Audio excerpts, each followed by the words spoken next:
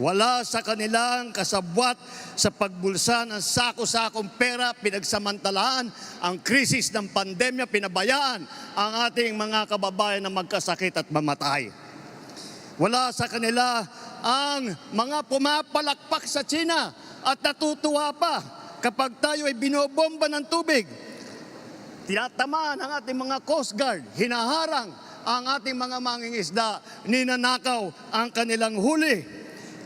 At bukod pa ron ay inaagaw pa ang mga isla natin para maging bahagi ng kanilang bansa. Hello mga Kapinas TV! Naku, wala nang patumpik-tumpik pang binakbakan ni Bongbong Marcos ang mga Duterte, mga DDS, ang mga nagtaguyod ng mga Pogo, at syempre kasama na dyan si Quiboloy. Pati pagsalaula sa pera ng bayan noong panahon ng COVID at ang madugong drug war, hindi rin pinalampas. Naimbag nga rabi tayo amin na po.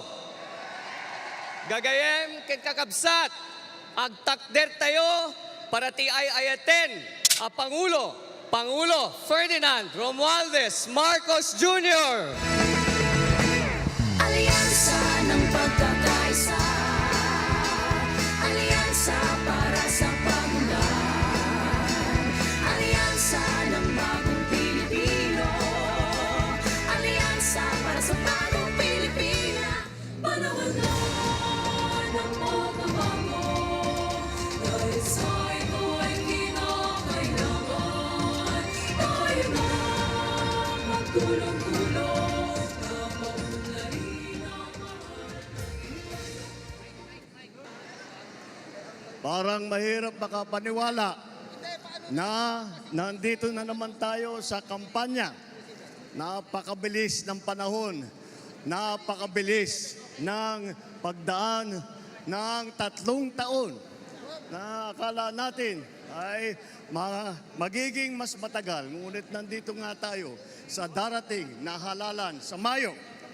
At sinimulan po natin ang aming national campaign, kagaya ng dati, dito po sa ating minamahal na lalawigan ng Ilocos Norte. Andito po ang aming ipinagmamalaki ng mga kandidato para sa Senado. Ngunit, bagamat nakatuon ang pansin natin sa ating mga kandidato para sa Senado, huwag po natin kaligtaan ang halos 18,200 na local executive na ating ihahalal sa Mayo. Nabanggit ko po ito dahil may pagmamalaki ng alyansa na kami lang ang may kumpletong tiket mula sa senador hanggang sa sangguniang bayan ng pinakamaliit na bayan ng buong Pilipinas. At hindi pangkaraniwan ang mga aming kandidato. Hindi po kagaya ng mga nakikita natin sa mga iba't ibang partido. Hirap na hirap makakuha ng kanilang mga miyembro. Ang aming pong ipinagmamalaki at pinaglalaban ay subok na at matagal nang nagseserbisyo sa publiko. Hindi po ay naaawa rin po kuminsan sa ating mga katunggali dahil nagmamakaawa para makakuha ng mga malalakas at magagaling na kandidato. Di tulad ng iba, karampot lang ang kandidato. Dito po, buo kami. Hindi lamang buo sa numero, ngunit buo ang loob para ipaglaban ang kapakanan ng bawat Pilipino at ang buong Pilipinas.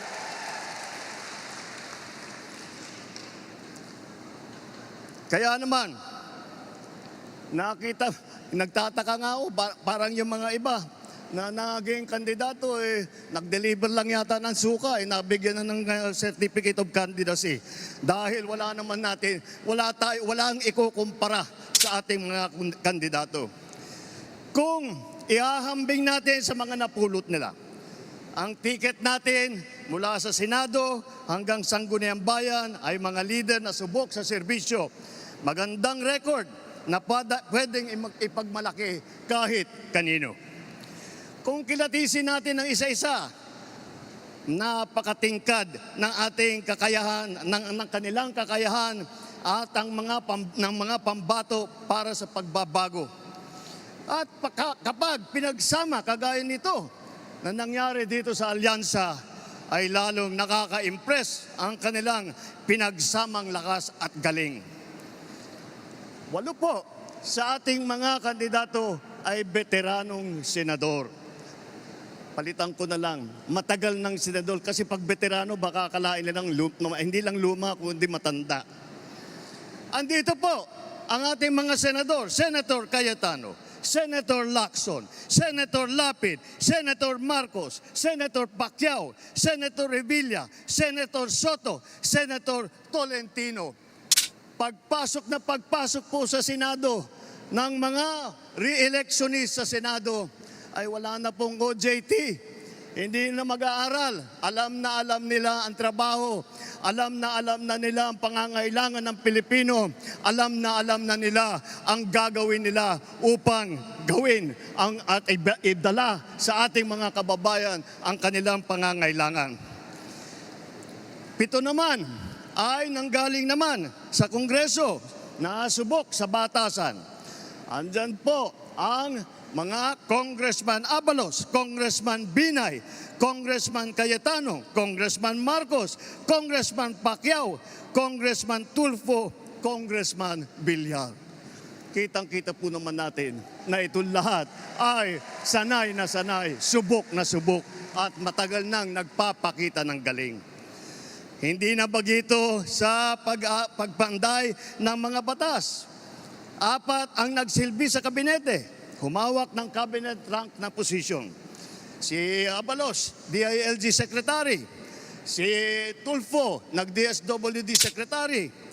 Lacson, ng Yolanda Rehabilitation Commission. Tolentino, siyang namuno ng MMDA. Ngunit, sa kanilang katungkulan, ay hindi lang po sila parelax-relax. Tingnan nyo po ang kanilang mga record at makikita po ninyo na sila ay nakagawa ng magandang pagbubuti para sa kanilang mga kagawaran. Alam nila ang government work galing sa kabinete. Hindi lang dada, pero gawa ang kanilang ipinapakita. They are not here to oppose. They are here to propose. 3 ang naging gobernador ng malalaking probinsya. Alam nyo na, Manang Aimee, dito sa atin, sa Ilocos Norte. Lito Lapid, Governor Lito Lapid ng Pampanga. At ang Governor Revilla ng Cavite naman. Bukod pa ron, kasama nila ang 3 naging city mayor. Binay, Abi Binay ng Makati, Tolentino ng Tagaytay, Abalos ng Mandaluyong. At huwag natin kalimutan na si Tito Sen, Senator Soto ay naging Vice Mayor din ng Quezon City.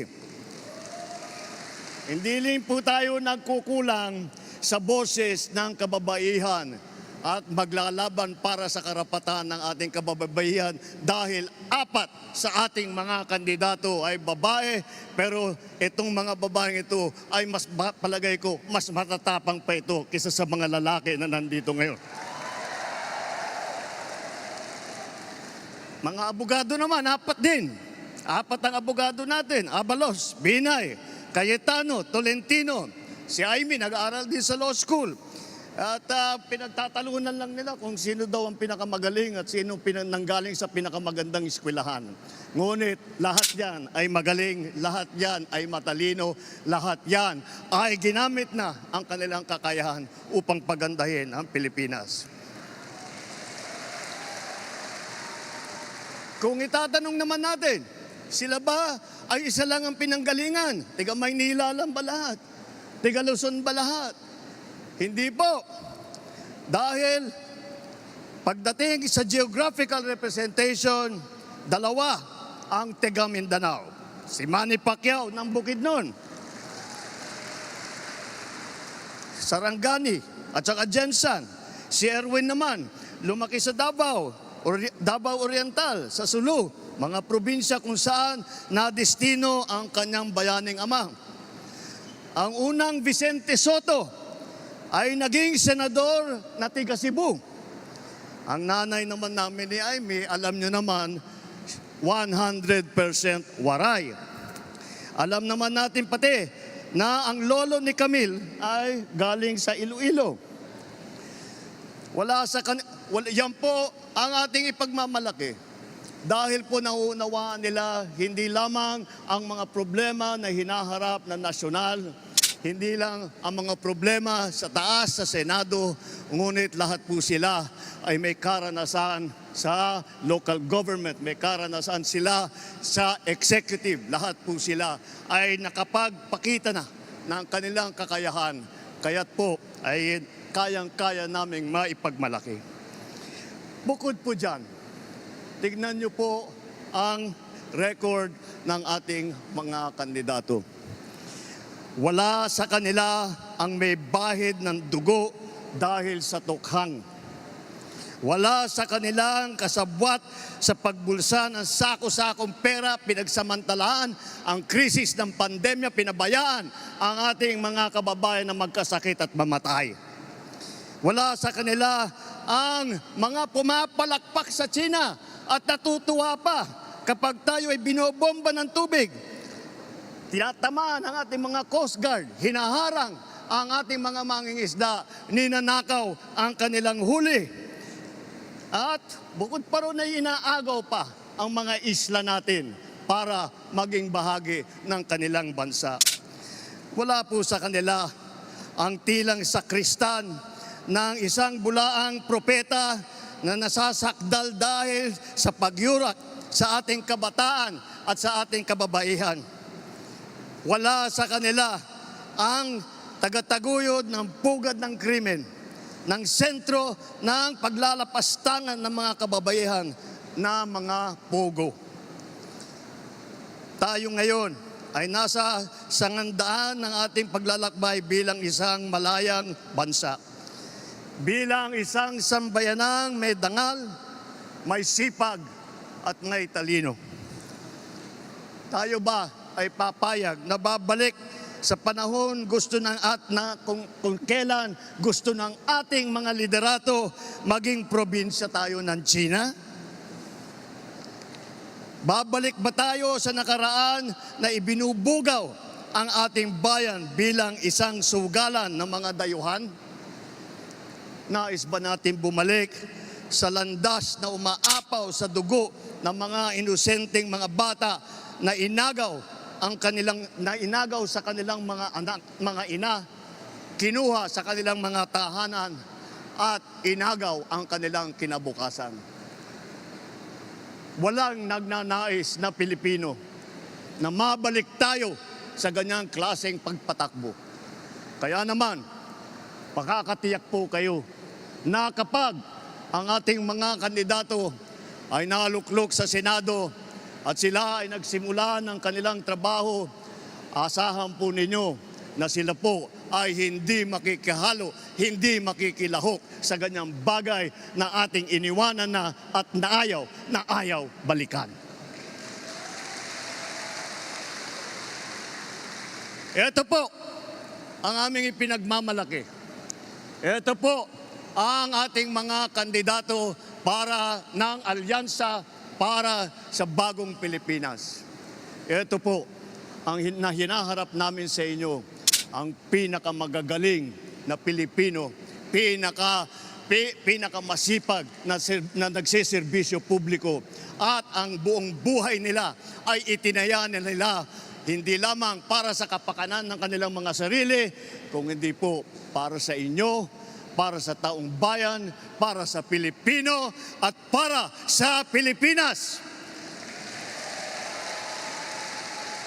Kaya sa darating na Mayo po, huwag nyo na pong tignan ang mga ibang mga pangalan. I-shade nyo na po lahat po itong nandito na nasa harap ninyo. at gawing nating 12-0 ang ating resulta sa Senado. Nang sa ganon, matitiyak natin ang kinabukasan ng ating minamahal na Pilipinas. Mabuhay ang alyansa! Mabuhay ang bagong Pilipinas! Mabuhay tayong lahat! Maraming salam, Diyos Tek, dinakada kayo aming Alyansa ng Huwag kalimutang mag-like, subscribe at mag-share ng video. Hanggang